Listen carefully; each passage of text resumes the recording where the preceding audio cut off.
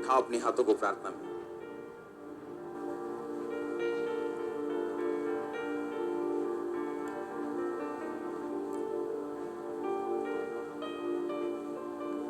पहला शमूएल 1 उसकी 1 आयत से मैं पढ़ूंगा।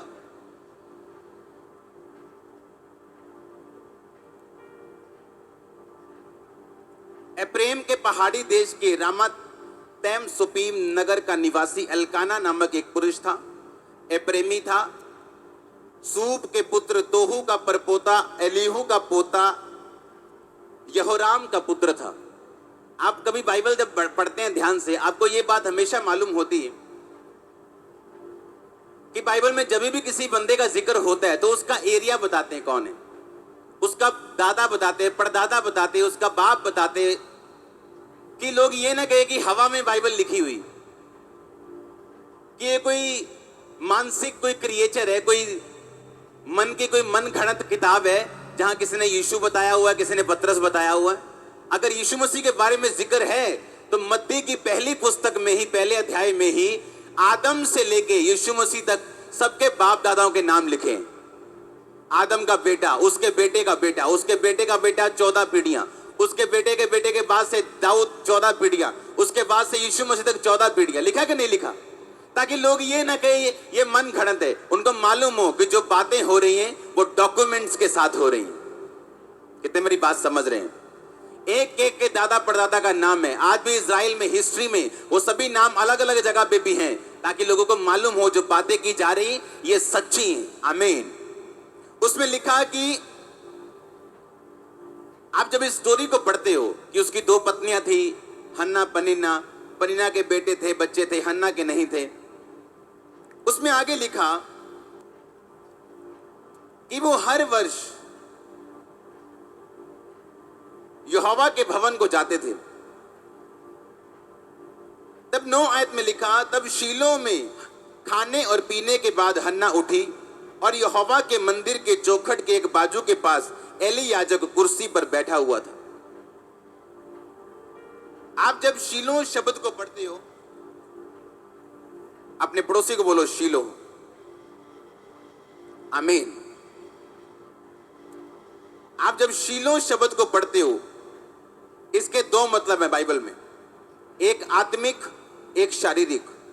पहली बार शीलो शब्द बाइबल में जब आया वो उत्पत्ति की पुस्तक 49 उसकी 10 आयत में आया।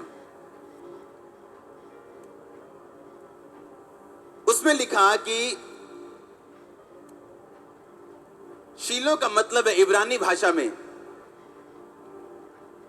उसको इब्रानी में भी शीलो ही कहते हैं, जिसका मतलब है शांति। ये इसका आत्मिक मतलब है। सब बोलो, शीलो का आत्मिक मतलब है शांति।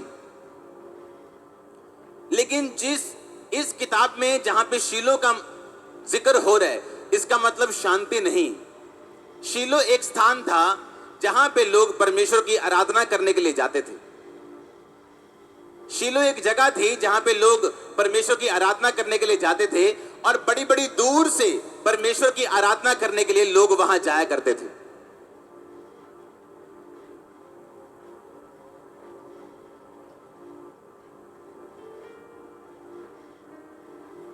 और लिखा वो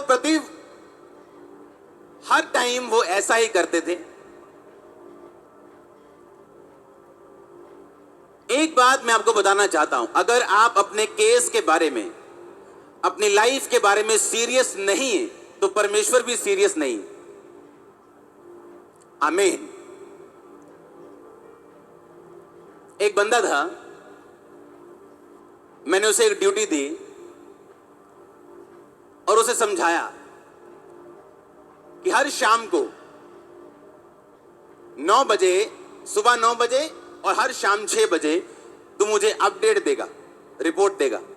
आज क्या काम मैं करना चाहता हूं सुबह 9 बजे, आज क्या काम मैंने किया शाम को 6 बजे। ये मेरा रूल है, अगर आप मेरे साथ काम करना चाहते हो तो अपडेट मिलना मुझे जरूरी है।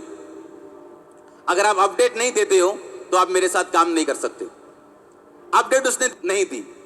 एक दिन समझाया उसे, अच्छा तूने अपडेट क्यों नहीं किया, मैसेज क्यों नहीं किया सुबह शाम? पता नहीं जी, चुप है जी, ओके जी। अच्छा आगे से मैसेज करना। मेरी वाइफ ने समझाया, अच्छा आगे से मैसेज करना, ठीक है जी। फिर नहीं आया। 10 दिन बीत गए, 15 दिन बीत गए। मैंने अपने टीम मेंबर की ड्यूटी लगाई, मैंने ब्रदर फेरिस की ड्यूटी लगाई कि जाओ उसको चेक करो। उसने समझाया कि पापा कह रहे मैसेज करना, ठीक है जी। फिर नहीं आया मैसेज, हमने सस्पेंड कर दिया उसको।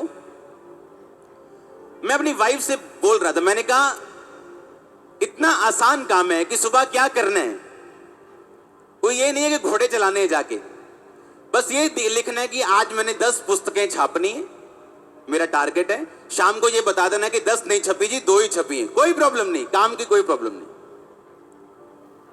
मैं अपनी वाइफ से बोला, मैंने कहा क्या रीजन है कि लोग अपडेट नहीं करते, रीजन क्या है, मेरे को समझ नहीं आया। रीजन मैं खुदा से मांग रहा हूं, ऐसा क्या रीजन है कि ये लोगों की बुद्धि इतनी मोटी क्यों है। आप जानते हैं कि यीशु मसीह जो हमारा परमेश्वर है वो तोता नहीं, वो आपकी मर्जी से नहीं बोलता, जब दिल करता है बोलता है, क्योंकि वो परमेश्वर है। हाँ, और थोड़े दिन बाद उस बंदे का एक करीबी मेरे पास आया और बोला कि उसके लिए प्रार्थना करना। मैंने कहा किसके लिए? कहता उसके लिए। मैंने कहा हाँ मैं जानता हूं उसे। मैंने निकाला उसको। कहता वो एक लड़की के साथ सोता है, उसके साथ एंगेजमेंट हुई है, शादी नहीं हुई, और रोज उसके साथ सोता है वो। अब मुझे समझ आया कि क्यों तेरी बुद्धि बंद थी और क्यों तुझे एक अच्छी जगह पे भी काम करना नहीं आया।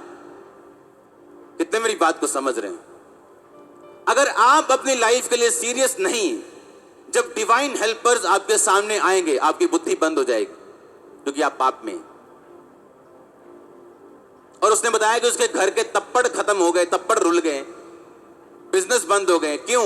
क्योंकि मां को पता है मेरा बच्चा पाप में है, लेकिन मुंह बंद है, मुंह बंद है। कौन सा ऐसा घर है जहां मां जूती उठा ले और बच्चे सुधरे ना? कौन सा ऐसा घर है? छोड़ के चला जाएगा ना एक दिन घर, वापस आएगा 3 महीने 6 महीने के अंदर ऐसे नाक रगड़ के। लेकिन प्रॉब्लम क्या है, दिक्कत क्या है? हम सीरियस नहीं है अपनी लाइफ के लिए। हालेलुया। हम सीरियस नहीं है। हालेलुया। जब हम ही सीरियस नहीं है तो आपका पास्टर आपके लिए क्या कर लेगा? वो तो मत्था मार मार के करेगा, यार तेरे को समझ क्यों नहीं आती? पर खुदा कहेगा मैं तेरे पे जाहिर करूंगा थोड़ी देर के बाद। मुझे मालूम हो गया था कुछ गड़बड़ है, लेकिन क्या है ये मुझे मालूम होगा। लोग कंफ्यूज हैं क्योंकि पाप लाइफ में कंफ्यूज हैं। अच्छे जब लोग उनके साथ अटैच होते हैं वो गलतियां करते हैं। क्यों? क्योंकि ये डेविल का प्लान है। उसे वो चाहता है आप जहां से निकले हो वहीं पहुंचो, लिमिटेशन में जियो, कम में जियो, और आप कभी भी अपने लाइफ के बेस्ट तक ना पहुंच पाओ। ऐसे मुक्केबाज हैं लाइफ में, आप गूगल पे उनकी स्टोरी पढ़ सकते हैं। अपनी लाइफ में कभी नहीं हारे। जब उनका कोच मर गया अपनी लाइफ में कभी नहीं जीते। सेम मुक्केबाज कोच मरने के बाद कभी नहीं जीता। हालेलुया। शीलो का मतलब 2 है। एक है शांति, खुदा का प्लेस, विश्लेषण क्राइस्ट के साथ, जिसका असली मतलब जो शीलो का है। और दूसरा था, शीलो एक जगह का नाम था जहां पे लोग, यहूदी लोग हर वर्ष हर टाइम यहोवा की आराधना करने के लिए पैदल चल के, घोड़ों पे चल के, गधों पे चल के, रथों पे चल के वहां पे जाते थे और दंडवत करके आते थे, भेंटे चढ़ा के आते थे और परमेश्वर को अपना मुंह दिखा के आते थे। अगर आप इस बात को ध्यान से देखो तो हन्ना एक धर्मी औरत थी। जब उसने प्रार्थना की थी परमेश्वर के घर में, तो ऐसा नहीं था कि पहले उसने प्रार्थना नहीं की थी या उसको प्रार्थना पहले करनी नहीं आती थी। उसको आती थी प्रार्थना करनी, क्योंकि वो यहोवा को मानते थे और हर टाइम परमेश्वर के भवन में जाते थे। पर उसको परमेश्वर ने जब दिया तो शीलो में दिया, वो अपने भवन में दिया। आप नहीं जानते, परमेश्वर की अनॉइंटिंग की एक वैल्यू है। अगर आप मेंटरशिप लेना चाहते हैं उसकी एक वैल्यू है, उसका एक प्राइस है, उसका एक मूल्य है। आप किसी अच्छी चर्च को फॉलो करना चाहते हैं उसका भी मूल्य है। हालेलुया। अब आगे बैठे, मूल्य दिया कि नहीं दिया? सुबह 5 बजे घर से निकलना पड़ता है कि नहीं निकलना पड़ता? कुछ तो शनिवार रात को निकलते कि नहीं? ये मूल्य है, और खुदाबंद मूल्य चुकाएगा आपका, आपको अजर देगा वो। हाँ या ना? अगर हन्ना ये कहती यहोवा का मतलब है भैन जी सारी जगह मौजूद, कोई नहीं करे ही हो जाना कहे दिन।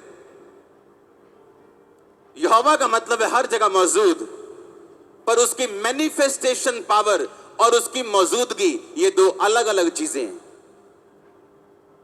यीशु मसीह हर जगह मौजूद है, यहां भी है या नहीं? पर उसकी मैनिफेस्टेशन पावर, उसकी मैनिफेस्टेशन प्रेजेंस वो कहीं कहीं मौजूद है। ये फर्क है। शीलो में वो गए और लिखा परमेश्वर ने उसकी प्रार्थना को सुना और अपने दास से कहा इसको बोल कि यहोवा तुझे मन चाहा वरदान दे, और उसके बेबी हुआ कि नहीं हुआ? उसने मन्नत मांगी, मन्नत पूरी की, 5 और हुए, 6 बच्चे हुए। शुरुआत कहां से हुई? शीलो से। और शीलो जाना आसान नहीं था, शीलो बहुत दूर था। आज किसी विश्वासी से पूछो अच्छा आप चर्च कौन सी जाते हो? पर मेरे घर दे लागे है जी। क्या वो आत्मिक है चर्च? ये नहीं पता। चाहे लागे होए चाहे दूर होए, प्रॉब्लम लागे या दूर दी नहीं।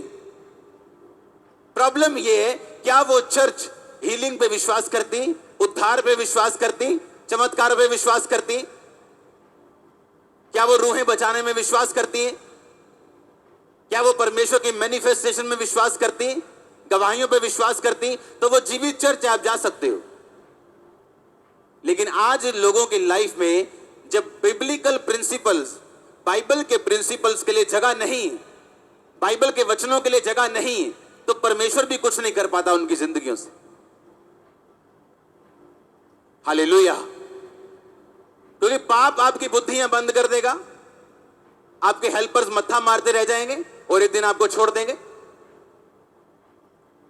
क्योंकि पाप आपको जागने नहीं देता और आपकी बुद्धि को और आपके स्पिरिट को, जो आपके अंदर एक ज्वलंत इच्छाओं को परमेश्वर की रखती है जाहिर और नई इच्छाएं बताती, वो आत्मा और वो विवेक मर जाएगा जब पाप आपकी जिंदगी में होगा तो। हालेलुया। तो आपको ये बात समझनी, अगर आप पाप को देख के चुप हो तो भी आप पापी हो। आप अपनी बेटी के गलत चरित्र को देख के चुप हो क्योंकि जवान है जी, कोई गल नहीं, गलतियां कर दे बच्चे। जब वो उसकी शादी हो जाएगी आप दुखी रहेंगे हमेशा, क्योंकि आप चुप हो, आप बोले नहीं। और बच्चों की गलतियों का असर माता पिता पे हो रहा है, उनके बिजनेस पे फर्क पड़ रहा है, उनकी लाइफ पे फर्क पड़ रहा है, क्योंकि अपने बच्चों का पाप देख के चुप है। हालेलुया। आपको, अगर आप खुदा को सीरियस नहीं लोगे तो खुदा भी आपको सीरियस नहीं लेगा। वो उनके साथ सीरियस है जो उसके साथ सीरियस है। आमीन। तू जो बोएगा वो क्या करेगा? तू जितना बोएगा क्या करेगा? उतना काटेगा तू। अगर आप सीरियस नहीं है तो खुदावंद भी सीरियस नहीं। अगर हन्ना सीरियस थी और शीलो में चल के गई, मतलब चल के मतलब घोड़े पे, खच्चर पे, जहां भी गई चल के गई, उठ के गई, उठी, एक लंबा सफर तय किया, बावजूद इसके की बांझ थी। और बाइबल बताती है जब वो बांझ थी तो उसकी सौतन के बेटे और बेटियां थी। बेटा बेटी नहीं, बेटे और बेटियां, यानी सालों से बांझ थी वो। और सालों से बांझ होने के बावजूद भी शीलो का महत्व उसकी जिंदगी में कम नहीं हुआ था। आज हजारों गवाहियां सुनने के बावजूद भी, तब इतनी गवाहियां नहीं होती थी, मालूम, इतनी गवाहियां नहीं होती थी पुराने टाइम में। लेकिन नमान कोड़ी को छोड़ के कोई कोड़ी चंगा नहीं हुआ। सारपत की विधवा को छोड़ के किसी के घर में नबी को नहीं भेजा गया। अब तो इतनी गवाहियां क्यों होती? क्योंकि लास्ट टाइम है, परमेश्वर लास्ट टाइम में अपनी फसलों को काट रहे, इसलिए गवाहियां ज्यादा हैं आज। ये किसी की पावर नहीं, खुदा की पावर है जो लास्ट टाइम में ज्यादा काम कर रही। आमीन। तो जब वो फसल काट रहे हैं, वो आपको मिरेकल, आज चर्च में 100 गवाहियां अगर हो जाएं बच्चों की, अभी भी बैठा एक बंदा ये सोच रहा है कि मुझे 2 साल हो गए आते, और वो सालों से शीलो जा रही। जब शीलो का महत्व कम नहीं होता, जब अच्छी संगति का महत्व आपकी लाइफ में कम नहीं होता, अच्छी चर्च का महत्व कम नहीं होता, आप फायदा नुकसान नहीं देखते, तो एक दिन आता जब परमेश्वर आपके विरोधियों का मुंह बंद करता है, एक दिन आता जब आपकी शर्मिंदगियों को दूर करता है, एक दिन आता जब वो आपको याद करते हैं, क्योंकि वो भी आपको चेक करते हैं कि आप शीलो से कितना प्यार करते हैं। जहां जहां पे खुदा की हुजूरी है, आप उस जगह से कितना प्यार करते हैं। जहां पे खुदा की प्रेजेंस है, आप उस मिनिस्ट्री से कितना लव करते हैं। आप कितने वफादार हैं खुदा के लिए, उस विजन के लिए जो परमेश्वर ने आपको दिया। Hallelujah, hallelujah.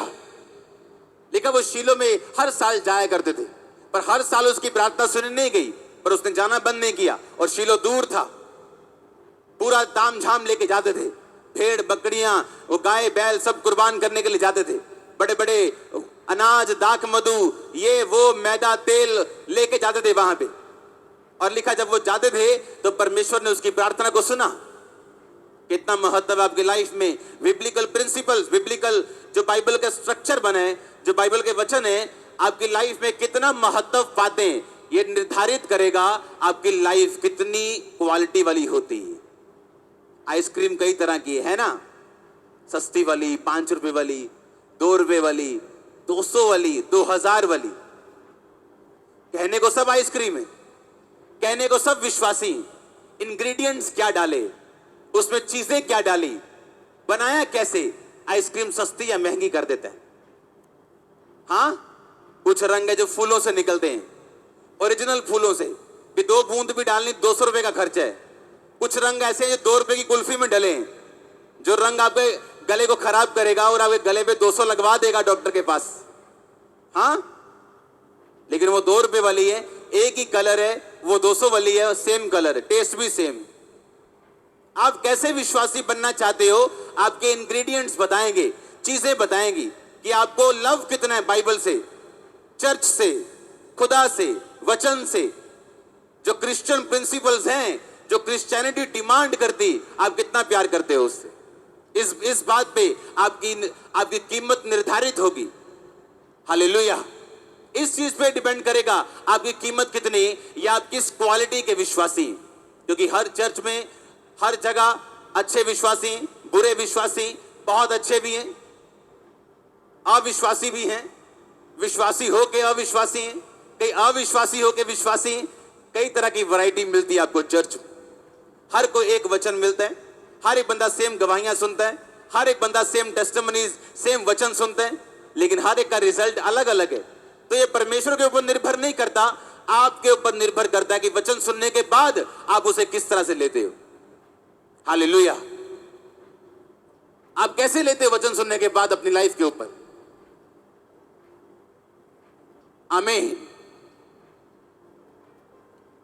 मैंने चर्च में रूल बनाया कि मैं नॉनसेंस बर्दाश्त नहीं करूंगा आपकी।